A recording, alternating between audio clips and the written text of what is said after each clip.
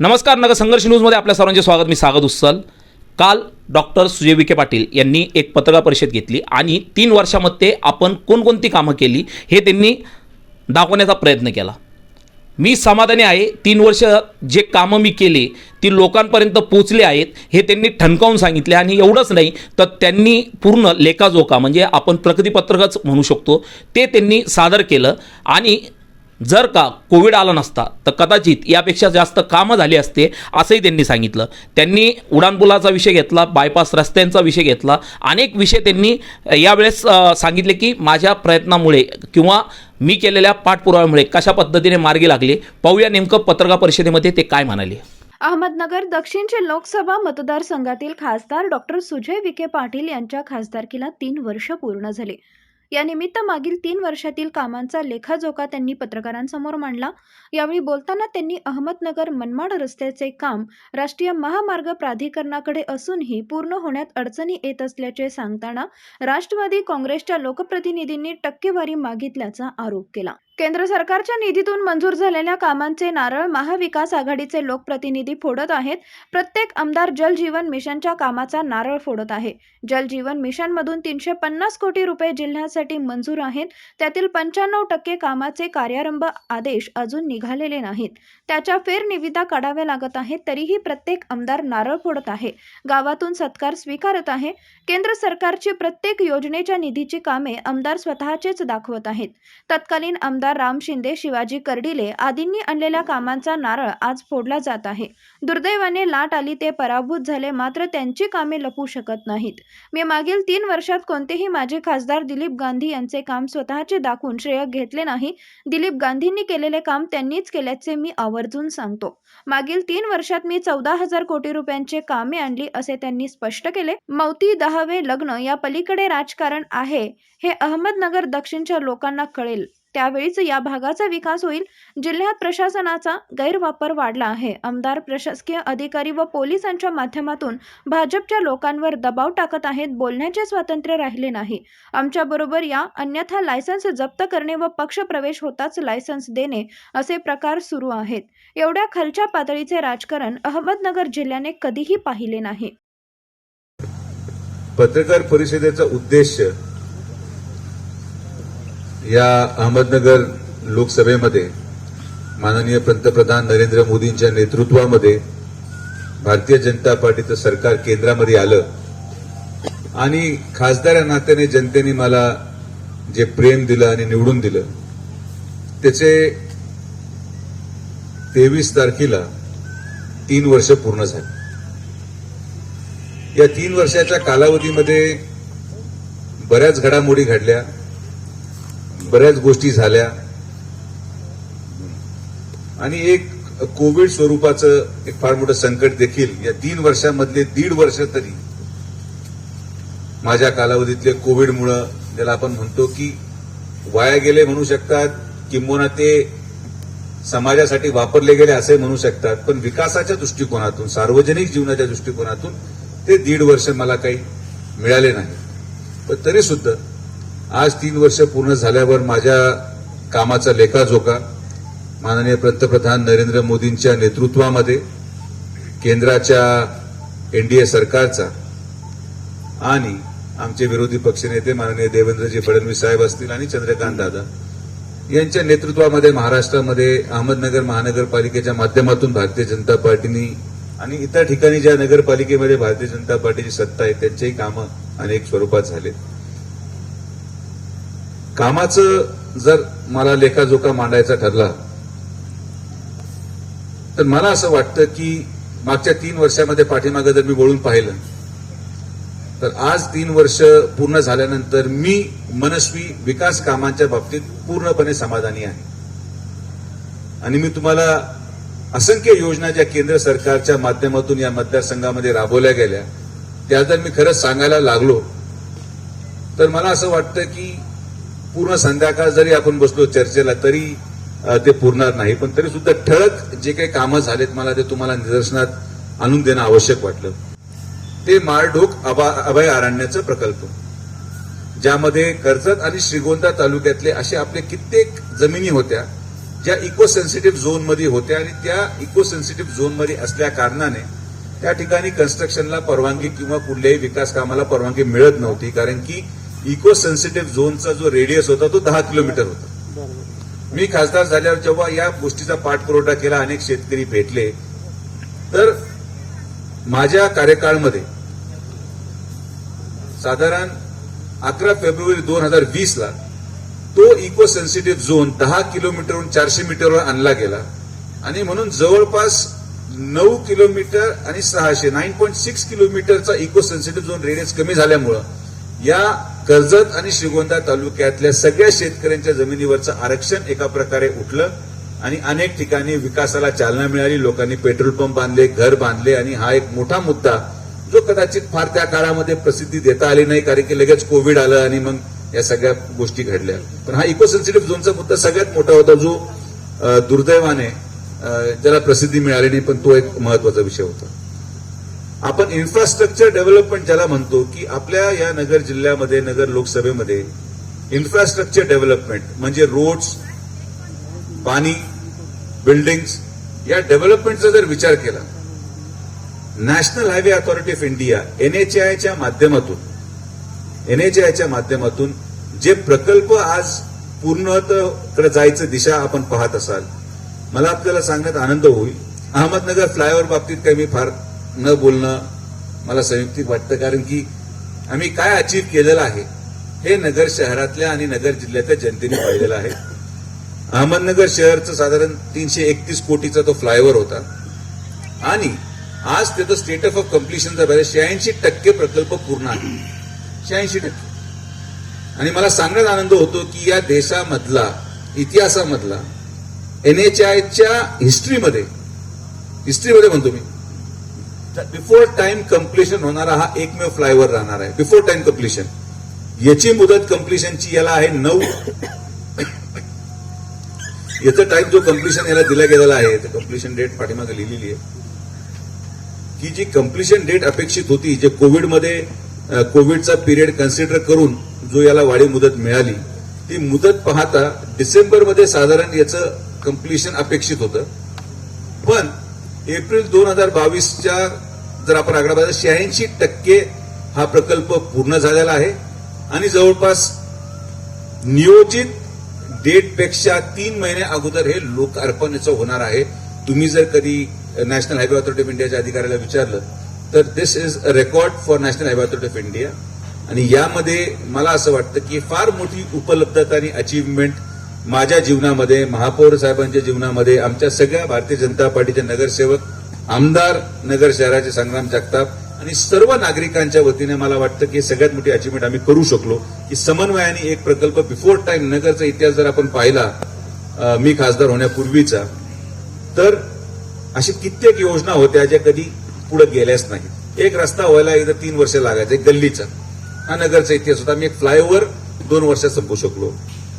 त्याचबरोबर तो साधारण 350 कोटीचा प्रकल्प होता. त्याचबरोबर जो काही अहमदनगर बायपास 40 किलोमीटरचा रस्ता, आणि हे जेवढे प्रकल्प मी आपल्याला सांगतो, अहमदनगर बायपास असेल, नगर करमाळा रस्ता पॅकेज 1 पॅकेज 2 असेल, याच्यामध्ये सगळ्यात वैशिष्ट्य आहे लँड ॲक्विजिशन. हे रस्ते का आपल्याला होताना दिसत आहेत? आज आपल्याला फ्लायओव्हर होताना दिसतो, तो फक्त तो पोर्शन आहे जो कन्स्ट्रक्शनचा आहे. पण या कन्स्ट्रक्शनसाठी लागणारी जमीन, मग ती डिफेन्सची असू, खासगी असू, सरकारी असू, आणि त्याच पद्धतीने अहमदनगर बायपासमध्ये जी काय लागणारी खासगी जमीन होती, डिफेन्सची जमीन होती, नगर करमाळ्यामध्ये लागणारी जी काय खासगी जमीन होती, डिफेन्सची जमीन होती, या प्रत्येक प्रकल्पाला खासदार या नात्याने त्या त्या तालुक्याच्या प्रांतांबरोबर मी मिटिंग घेऊन, कमीत कमी मी तुम्हाला सांगतो, एका रस्त्यावर 25 मिटिंगा झाल्यात आमच्या एका प्रकल्पाला. 25 मिटिंगा, प्रांत, लाभार्थी, शेतकऱ्यांमध्ये जाऊन शेतकऱ्यांशी संवाद साधून त्यांचे गैरसमज काढून.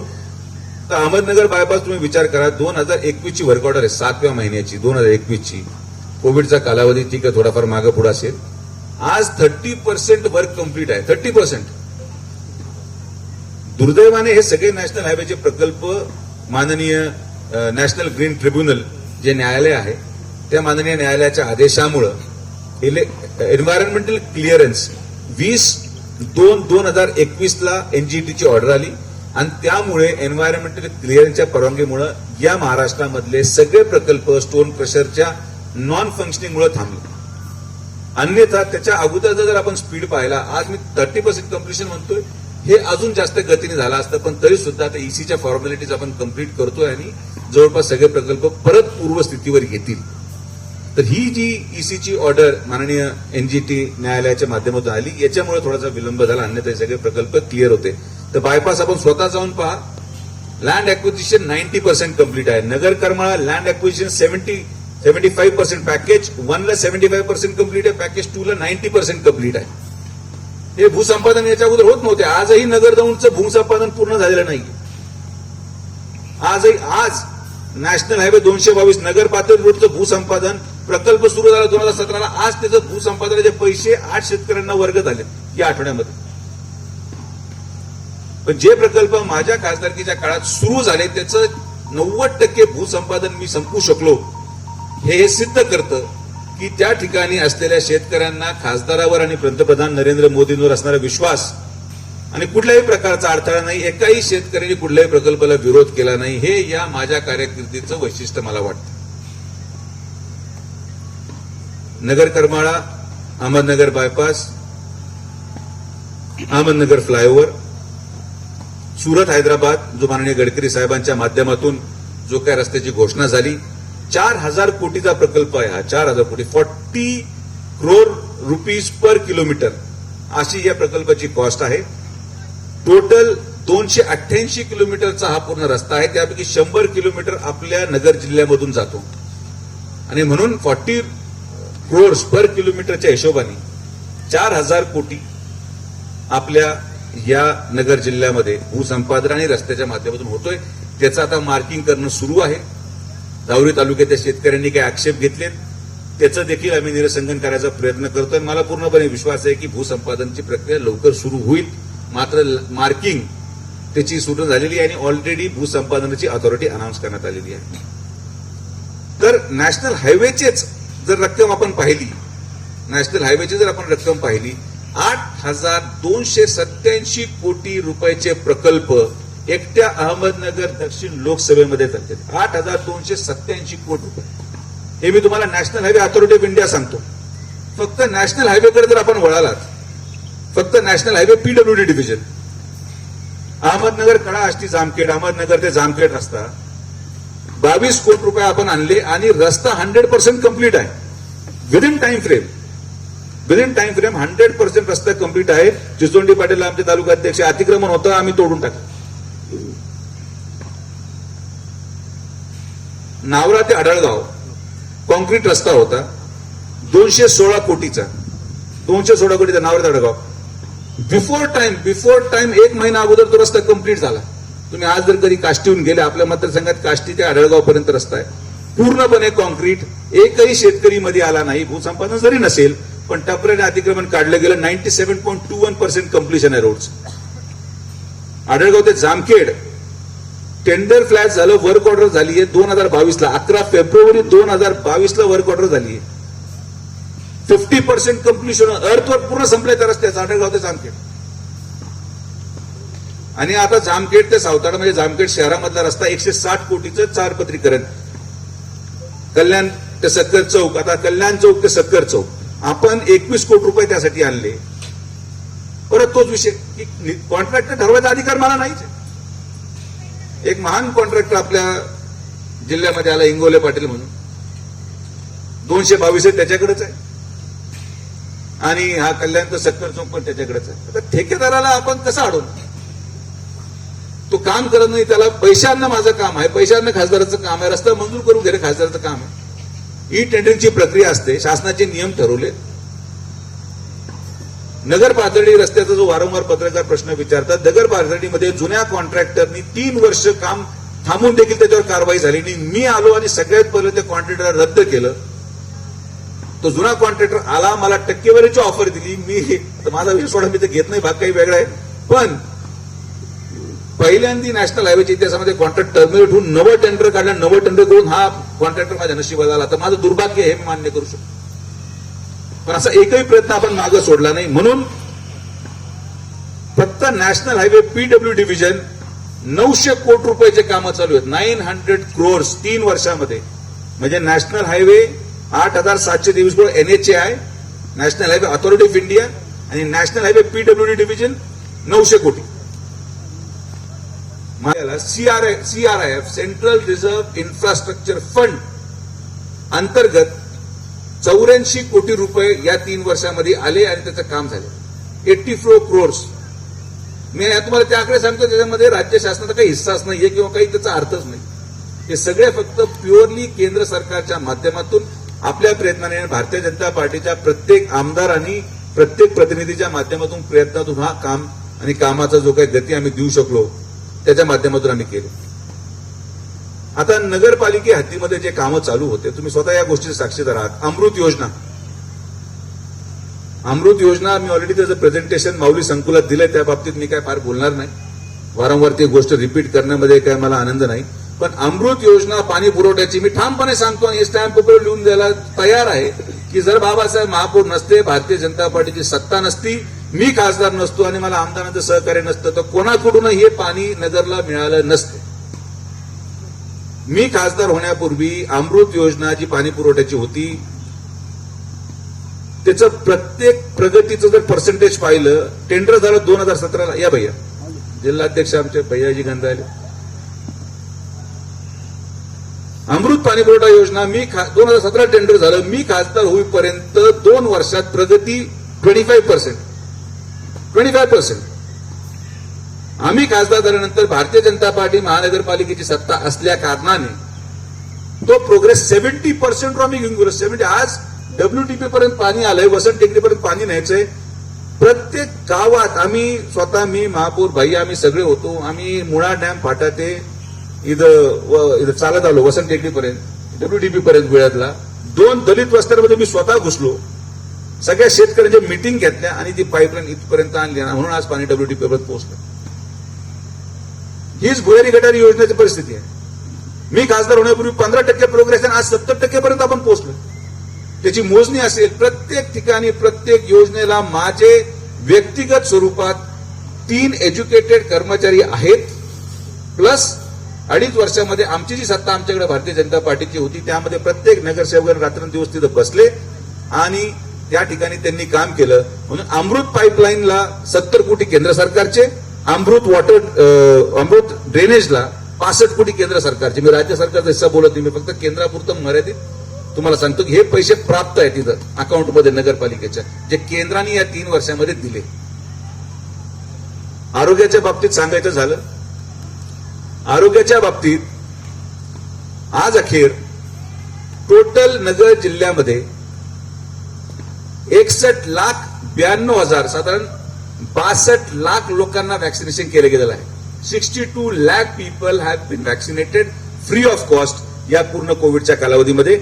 त्यामध्ये 18 वर्षाच्या पुढच्या वयोगटातील फर्स्ट डोस हा 85.38% दिला गेलेला आहे आणि 15 वर्ष ते 18 वर्षामध्ये 84.75% फर्स्ट डोस लोकांनी घेतला. तर सेकंड डोसचे आकडे पण आहे ते 66 ते 65 आहे.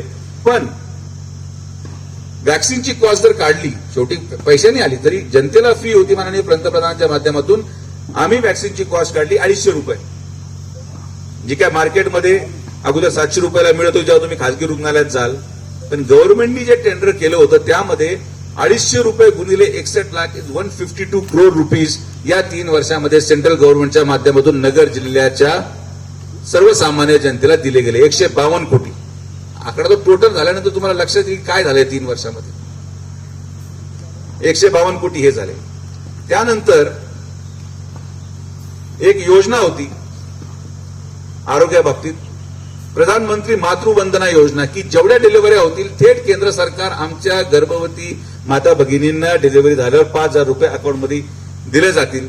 त्यामध्ये टोटल लाभार्थी नगर जिल्हा आणि नगरपालिका हद्दी मिळून 1,31,000 या 3 वर्षामध्ये 65 कोटी रुपये केंद्र सरकारच्या अकाउंटमधून डायरेक्ट आमच्या माता भगिनींना गेले. 65 crores जे डायरेक्ट गेले. National health mission, national rural health mission मध्ये इन्फ्रास्ट्रक्चर डेव्हलपमेंटच्या अंतर्गत मला सांगायला आनंद होतो की या 3 वर्षामध्ये 16 कामं नॅशनल हेल्थ मिशनच्या माध्यमातून कर्जत, जामखेड आणि इतर भागामध्ये चालू आहेत, संपच्या मार्गावर आहेत. त्यासाठी केंद्र सरकारच्या नॅशनल हेल्थ मिशन मधून 85 कोटी रुपये खर्च झाले आणि आज आपल्या या भागामध्ये डेव्हलपमेंट आपल्याला दिसतंय. आयुष हॉस्पिटल माझ्या कार्यकाळात सुरू झालं. मीच भूमिपूजन करायला त्या ठिकाणी गेलो होतो. 9 कोटी रुपयाचं आयुष हॉस्पिटल सुरू केलं. तुम्ही मला सांगा, आज तुम्ही जर गेले, एकदा सुद्धा त्या कामाला कुठलाही अडथळा नाही. येत्या 3 महिन्यामध्ये केंद्रीय आयुष मंत्री सोनवाल साहेबांच्या माध्यमातून आम्ही त्याचं उद्घाटन करणार आहोत. Not a single stoppage. आणि मला आज सांगण्यात आनंद होतो की माननीय पंतप्रधान नरेंद्र मोदींच्या माध्यमातून आपल्या नगर जिल्ह्याला आपण त्याचं भूमिपूजन साधारण 14 ऑगस्टला नियोजित आहे. केंद्रीय मंत्र्यांची वेळ आपण मागतोय. 2 महत्वाकांक्षी प्रकल्प या नगर जिल्ह्याला केंद्र शासनाच्या माध्यमातून मिळाले. अहमदनगर शहरासाठी 26 कोटी रुपयाचा नवा दवाखाना केंद्र शासनाच्या माध्यमातून मंजूर झालाय. आणि राळेगण सिद्धी माननीय ज्येष्ठ समाजरत्न अण्णा हजारेंच्या प्रयत्नातून 7 कोटी रुपयाचं प्राथमिक आरोग्य केंद्र राळेगण सिद्धीमध्ये त्याची वर्क ऑर्डर झाली. त्याचं भूमिपूजन देखील केंद्रीय मंत्र्यांच्या हस्ते त्या ठिकाणी राळेगण सिद्धीला करण्यात येईल. हा प्रयत्न अण्णांचा होता. याचं श्रेय फक्त अण्णांना जातं, पण पैसा केंद्र सरकारचा असल्या कारणाने मी त्याचा उल्लेख आज पत्रकार परिषदेमध्ये करतोय. तो श्रेय माझं नाही, ते श्रेय अण्णांचंच आहे आणि ते अण्णांचंच राहणार. 26 कोटी त्याचे हॉस्पिटल बांधणार आहे. आम्ही त्याचं डिझाईन तसं करत आहोत की सगळ्या मॉड्युलर पद्धतीच्या गोष्टी त्या हॉस्पिटलमध्ये घेतल्या जाणार आहेत. फक्त नॅशनल हेल्थ मिशनचा जर आकडा काढला, जेवढे कामं या नगर जिल्ह्यामध्ये 3 वर्षामध्ये झाले, 100 कोटी रुपयांनी, सगळे तुम्हाला पाहिजे कागद मी देऊ शकतो, मी हवेत फेकणार नाही, तुम्हाला माहिती. 100 कोटी रुपये फक्त आणि फक्त नॅशनल हेल्थ मिशनच्या इन्फ्रास्ट्रक्चर डेव्हलपमेंटमध्ये 3 वर्षामध्ये खर्च केले गेले. कोविडच्या कालावधीच्या बाबतीत जर चर्चा झाली, कारण की तो सगळ्यात मोठा क्रक्स विषय होता की जेव्हा कोविड सुरू झालं, उत्तर महाराष्ट्रामधली पहिली RTPCR lab doctor Vikhe Patil memorial हॉस्पिटलमध्ये सुरू झाली. तेव्हा लोकांना आरटीपीसीआर शब्द नव्हता. 1.5 कोटी रुपये मी खर्च करून सगळ्यात पहिली आरटीपीसीआर लॅब सुरू केली. महापौर साहेब होते, भैया होते. आम्ही नगरपालिकेवर टायअप केला, कारण की त्यांचे रिपोर्ट याला 1-1 आठवडा लागत होते. कोविड वाढत चाललं होतं. आम्ही टायअप केला आणि दुसऱ्या दिवशी या नगर शहराच्या माणसाला कोविड रिपोर्ट नगरपालिकेच्या माध्यमातून मोफत त्या ठिकाणी आरटीपीसीआर व्हायला लागलं. वेळत घाटाच्या आरटीपीसीआर लॅबमध्ये 1.25 लाख लोकांचं आरटीपीसीआर त्या 1 वर्षाच्या कालावधीमध्ये करण्यात आलं. आणि मी आवर्जून सांगतो की जर ती आरटीपीसीआर लॅब नसती तर पहिल्या लाटेमध्येच फार मोठ्या प्रमाणात मृत्यूदर आपल्याला समोर जावा लागला असतं. पण ते वाचवण्यासाठी विखे पाटील मेमोरियल हॉस्पिटल आणि अहमदनगर महानगरपालिका आणि आमदार यांनी एकत्रितपणे हा निर्णय घेतला आणि त्या ठिकाणी आम्ही तो निर्णय घेऊन हा टायअप करून एका दिवसात रिपोर्ट देऊन आम्ही त्याचा स्प्रेड वाचू शकलो. अशी असंख्य कामं डॉक्टर विखे पाटील पहिल्या लाटेमध्ये आणि दुसऱ्या लाटेमध्ये देखील. सिव्हिल हॉस्पिटल पूर्णपणे कोविडमध्ये कन्व्हर्ट झालं होतं. सिव्हिल हॉस्पिटलचा सगळ्यात मोठा वाटा गोरगरीब आमच्या माता भगिनीच्या डिलिव्हरीसाठी होते. सिव्हिल हॉस्पिटल कोविडमध्ये केल्यानंतर पहिल्या लाटेत जेव्हा कोणालाच कोविड बाबतीत माहित नव्हतं काय करायचं, मी स्वतः माझं हॉस्पिटल खुलं केलं आणि सगळ्या सिव्हिलच्या हॉस्पिटल डिलिव्हरी 1 रुपये न घेता मोफत 3,000 सिझेरियन आपण तिथं फुकट केलं. त्याचा खर्च मी उचलला व्यक्तिगत. आणि अशी असंख्य कामं आहेत जे डॉक्टर विखे पाटील मेमोरियल हॉस्पिटलच्या बद्दल झाले, पण मी त्याच्यावर काय फार बोलू इच्छित नाही. कोविडच्या कालावधीमध्ये सेंट्रल गव्हर्नमेंटच्या माध्यमातून केंद्र सरकारने काय केलं तर केंद्र सरकारच्या माध्यमातून पहिल्या लाटेमध्ये 20 कोटी रुपये पाठवले गेले, ज्याच्यामधून जेवढे नर्सिंग स्टाफ भरले गेले एनएचएमच्या माध्यमातून त्यांचा पगार, आरटीपीसीआर किट, आरटीपीसीआर मशीन जे सिव्हिल हॉस्पिटलमध्ये लागलं, हे सगळं त्या केंद्राच्या पैशामधून आलं. राज्याचा एक दमडीचा खर्च पहिल्या लाटेमध्ये नव्हता. 20 कोटी रुपये कोविड फंड आला. आणि आज जी दुर्दैवी घटना आपली आयसीयूची घडली होती, जिथं आग लागली होती, जे नोबल हॉस्पिटल आणि आम्ही संयुक्त विद्यमानाने केले होते. मी काय 5 लाख रुपये दिले होते आणि बापू कांडेकर सगळ्यांनी मिळून केलं होतं. दुर्दैवाने आग लागली. भारतीय ताईंनी व्हिजिट केली. लोकांनी विचारलं नुसतं व्हिजिट झालीये, पुढं काय? केंद्र सरकारने 19 कोटी रुपये दिले आणि आज सिव्हिल हॉस्पिटलमध्ये 7 वॉर्ड तयार होत आहेत. ते जरा आयसीयू धरून आपण 100 bed air conditioned central AC लावून पूर्ण व्हेंटिलेशन आणि कोविड रिस्पॉन्स आणि पीडियाट्रिक लहान मुलांसाठी आयसीयू तयार होतोय. 20 कोटी रुपये केंद्र सरकारने दिले. काय केलं राज्य सरकार? गुन्हे दाखल करण्यापलीकडे, निलंबन करण्यापलीकडे डॉक्टरचं, नर्सिंग स्टाफचं केंद्र सरकारने त्या आयसीयूचं निर्माण करायला आणि इतर ICU with all fire safety precaution 20 कोटी रुपये दिले एमर्जन्सी रिस्पॉन्स कोविड फंड या नावाखाली. कोणालाच माहित नाही. लोकांना वाटतं वा काम चालू आहे, आयसीयू बनतायत, पण पैसे येता कुठून आहेत? आज सिव्हिल हॉस्पिटलमध्ये तुम्ही जर गेले आता त्याचं उद्घाटन आम्ही घेणार आहोत. हे सगळे 7च्या 7 वॉर्ड 100 बेड्स पूर्ण एअर कंडिशन होणार आहेत. एअर कंडिशन सिव्हिल हॉस्पिटलमध्ये कोणी असा विचार केला होता? 20 कोटी रुपये यासाठी केंद्र सरकारने दिले. 400चा PSA प्लांट दिला. बाकी काय या छोट्या मोठ्या गोष्टी मी बोलतच नाही. ते मोठे आकड्यांवर खरं मला जायचं नाही, मी विषय बोलणार नाही. पीएम किसान सन्मान निधी, पीएम किसान सन्मान निधी 100% सेंट्रल गव्हर्नमेंट फंड. मागच्या 3 वर्षामध्ये ही योजना NDA 2 मध्ये सुरू झालेली, त्याच्या अगोदर नव्हती. माननीय पंतप्रधान नरेंद्र मोदीच्या नेतृत्वाखाली या नगर जिल्ह्याच्या शेतकऱ्यांना मागच्या 3 वर्षामध्ये 1200 कोटी रुपये त्यांच्या खात्यावर वर्ग झालेले आहेत. 1200 कोटी रुपये. त्याच्यामध्ये राज्य सरकारचं एक दमडीचं सुद्धा योगदान नाही. सगळ्यात महत्वाकांक्षी योजना राष्ट्रीय वयश्री योजना. मला सांगण्यात अभिमान वाटतो, ही योजना जी आम्ही करू शकलो की केंद्र सरकारच्या माध्यमातून 60 वर्षाच्या वयाच्या पुढच्या लोकांना साहित्य वाटप. तुम्हाला विश्वास बसणार नाही, साल 2021चं देशाचं बजेट होतं 76 कोटी रुपये. एकट्या नगर जिल्ह्याला आपण 40 कोटी रुपये खेचून आणले.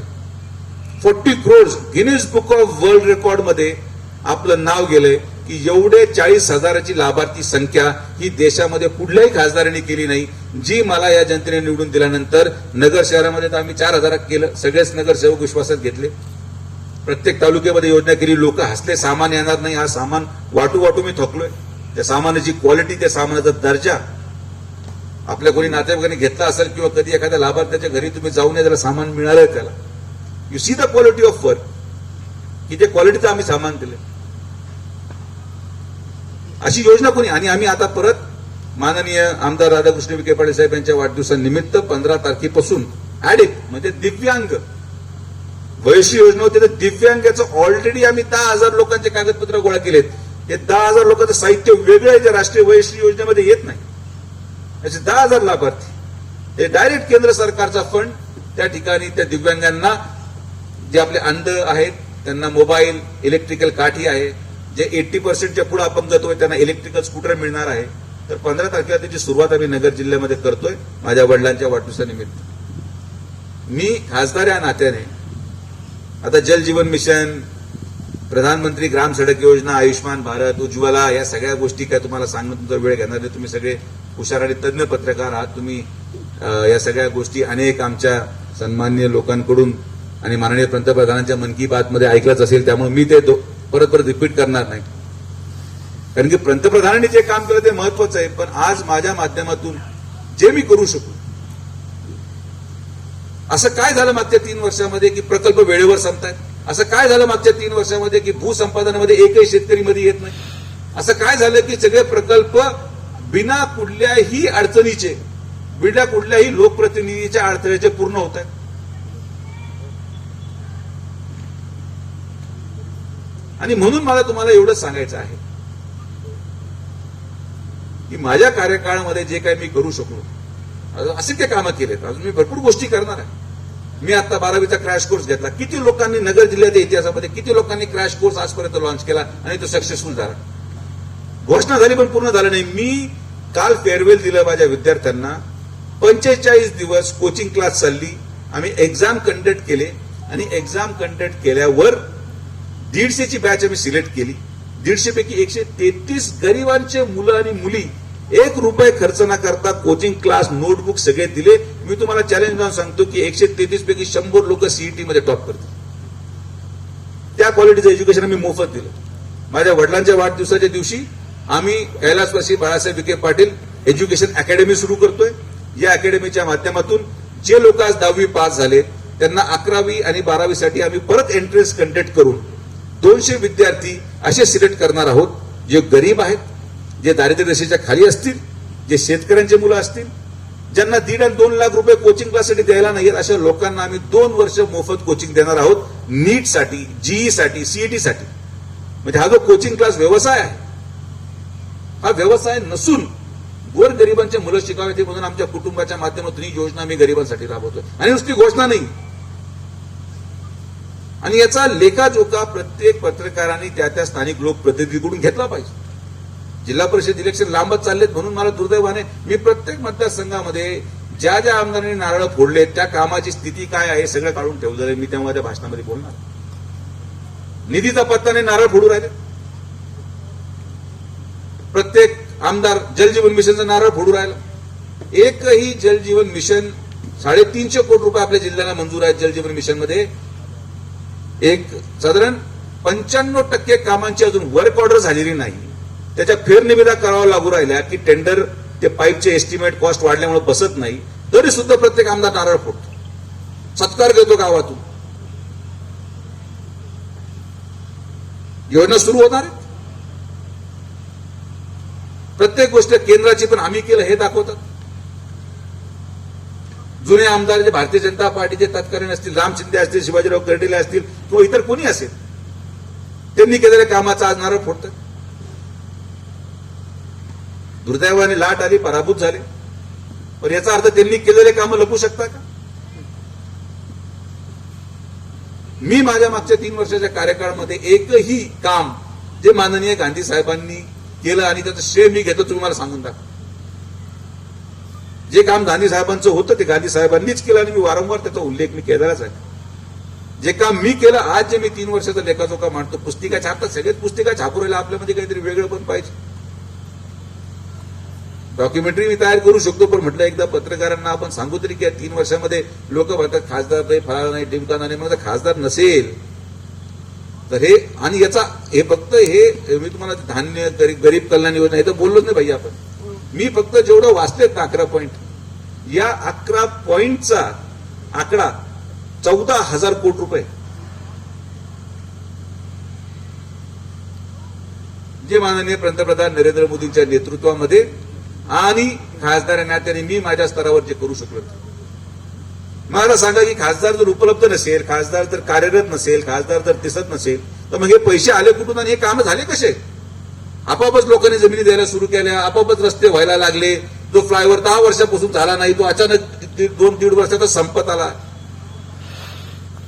कोणीतरी तर केला असेल, कोणीतरी तर केला असेल की त्यांनी काही काम लवकर झाले. आणि या सगळ्या कामांच्या प्रवासामध्ये सर्व सन्माननीय पत्रकारांचं फार मोठं सहकार्य मला राहिलं. मला विश्वास आहे की या येणाऱ्या 2 वर्षामध्ये अजून जे काही प्रलंबित कामं असतील, आमचं स्वप्न आहे, आम्ही जे नगरपालिकेमध्ये स्वप्न पाहिलं होतं की आता वसंत टेकडीपर्यंत पाईपलाईन जाऊन देत नव्हते. मागच्या आठवड्यातच 2 लोक दगड फेकत होते, जेसीबीला उचलून पोलीस स्टेशनमध्ये टाकले. माझ्यावर आरोप आहे, टाकले. नाव जाऊ दे, काय त्याला सांगायचं. टाकले लोक आतमध्ये. जनतेचं पिण्याचं पाणी अडवणार तर जेलमध्ये जावंच लागेल. मी वाईटपणा घ्यायला तयार आहे, मी वाईटपणा घ्यायला घाबरत सुद्धा नाही. एकदा ते पाणी आता वसंत टेकडीपर्यंत पाईपला आता रस्ता फोडून आपण टाकतोय. मला वाटतं 15 दिवसात वसंत टेकडीच्या टाकीत पाणी येईल आणि त्या टाकीतून रायझिंग मेन पर्यंत पाणी जायला मेन लाईनला कनेक्शन लावलेले आहेत. त्यामुळे पाणी त्या टाकीत चढत नाही. सगळे मेन लाईनचे कनेक्शन मी तोडणार. गुन्हे दाखल होतील, आरोप होईल, प्रत्यारोप होईल, पण एवढ्या 5 लाख आणि 10 लाख लोकसंख्येच्या लोकांना पाणी पाजण्यासाठी तर 50 लोकांचा विरोध आपण पत्करू शकत नाही, तर मग लोकप्रतिनिधी व्हायचा अधिकार सुद्धा नाही. राजकारण येतं जातं. आज मी खासदार आहे, उद्या कोणीतरी दुसरा होईल, त्याच्यानंतर कोणी तिसरा होईल, त्याच्यानंतर परवा कोणी चौथा होईल. पण 5 वर्ष आपण कार्यकाळ संपल्यानंतर छाती ठोकपणे समाधानाने रस्त्यावर चालू शकतो. लोकांनी हे म्हणाले की काय भंपक निवडून दिला होता, याने काहीच केलं नाही. तर या सगळ्या प्रवासामध्ये फार मोठा संघर्ष, फार मोठा त्याग आहे आणि पंतप्रधान नरेंद्र मोदींची दृष्टी आहे. या जिल्ह्यातल्या प्रत्येक भारतीय जनता पार्टीचे जिल्हाध्यक्ष असतील, तालुकाध्यक्ष असतील, याचं सहकार्य आहे. एकटं सुजय विखेंनी केलं मी कधीच म्हटलो नाही. सगळ्यांचं सहकार्य, सगळ्यांचं योगदान आहे. नगरपालिका सत्ता नसल्याने मी करू शकलो नसतो. आणि आम्ही ज्या स्थितीत ती पाईपलाईन सोडली ज्या स्थितीत आमचा महापौर गेला त्याच्यानंतर ती पाईपलाईन 1 इंच सुद्धा पुढे हल्ली नाही 1 वर्षात. मग मी म्हटलं जाऊ द्या बाबा आता काय करावं, सगळ्यांना परत घेतलं नाही. आता परत काम मागच्या आठवड्यापासून मी सुरू केलं. त्याच लग्न मौती दहावे सप्त्यांच्या पलीकडे सुद्धा राजकारण आहे.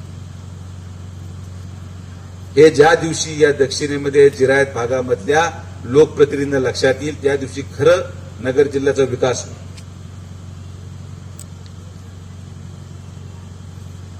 ठीक आहे, त्यामुळे संपर्क होत असेल मी मान्य करतो. सुखदुःखात सहभागी झालं पाहिजे, पण सुखदुःखात सहभागी होत असताना विकासाचं काय, आपण पुढच्या पिढीला काय देणार आहोत.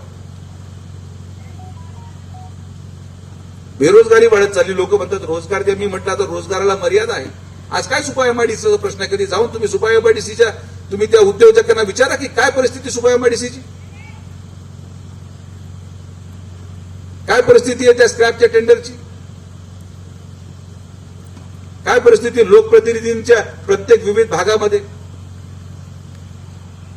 प्रशासनाचा वापर किती वाढलाय. आमदार पोलिसांच्या माध्यमातून अधिकाऱ्यांच्या माध्यमातून कसं भारतीय जनता पार्टीच्या कार्यकर्त्याला दाबायचा प्रयत्न करताय. बोलण्याचं स्वातंत्र्य राहिलं नाही. तुम्ही आमच्या बरोबर नाही तर तुमचं लायसन्स जप्त करून त्यांचा प्रवेश करून परत त्यांचं लायसन्स चालू करणे, इतक्या खालच्या पातळीचं राजकारण मी माझ्या जीवनामध्ये नगर जिल्ह्याने कधी पाहिलेलं नाही, जे आज या दक्षिण लोकसभा मतदारसंघामध्ये महाविकास आघाडीच्या आमदारांकडून लोकप्रतिनिधींकडून होत आहे. आणि मी अनेक वेळेस बोललो आणि आजही ठामपणे बोलतो की एक गोष्ट लक्षात घे की आज तुम्ही इथं पत्रकार म्हणून आहात, पण उद्या तुम्हाला पण मुलं आहेत, तुम्हाला पण मुली आहेत, तुम्हाला पण नातवंड आहेत, जे या नगर शहरामध्ये कुठंही कोणत्याही भागामध्ये स्वतंत्रपणे फिरणार, जाणार, शिक्षण घेणार. मग अशाच पद्धतीचे जर लोकप्रतिनिधी समाजामध्ये आले तर हा धोका फक्त एकटा सुजय विखेला नाही, हा समाजाला धोका आहे. या राजकीय पद्धतीचा धोका समाजाला आहे. आणि योग्य वेळ आली तेव्हा याचं सगळ्यांचं नावं निश्चित सगळे खुलासे करू. पण आज आरोप प्रत्यारोपापेक्षा या राज्यामध्ये राजकीय कुठलंही मला भाष्य करायचं नाही. तुम्ही आता प्रश्न विचारणार तर मला माहिती आहे, पण मी अत्यंत समाधानी आहे. माझा 3 वर्षाचा कार्यकाळ जनतेने ज्या अपेक्षेने मला निवडून दिलं त्या अपेक्षेला माननीय पंतप्रधान नरेंद्र मोदींच्या नेतृत्वाखाली खासदार या नात्याने अतिशय प्रामाणिक एक निष्ठेने सर्वसामान्य जनतेची सेवा करण्याचा मी प्रामाणिक प्रयत्न केला. आणि आज 3 वर्षानंतर देखील पुढचे 2 वर्ष आता शिल्लक आहेत. मला वाटतं की 4थ्या वर्षी जेव्हा मी पत्रकार परिषद घेईल तेव्हा हे सगळे कामं संपूर्णच मी आपल्या समोर येईल. 1 वर्ष आमच्यासाठी फार महत्वाचं आहे. मी तुम्हाला पहिल्या दिवशी बोललो होतो जेव्हा माझी पहिली पत्रकार परिषदेत सांगितलं होतं की मी शेवटच्या वर्षी एकही भूमिपूजन घेणार नाही. मी उद्घाटनांमध्ये विश्वास ठेवतो आणि हे सगळ्या कामांचे जे काही तुम्हाला आकडे सांगितले हे सगळ्यांच्या उद्घाटनातच मी तुम्हाला भेटेन. जिल्ह्यातल्या महत्त्वाच्या बातम्या जाणून घेण्यासाठी आजच आपल्या आवडत्या नगर संघर्ष न्यूज सबस्क्राईब करा व त्या शेजारील बेल आयकॉनला क्लिक करा व इंस्टाग्राम व शेअर चॅटला फॉलो करा.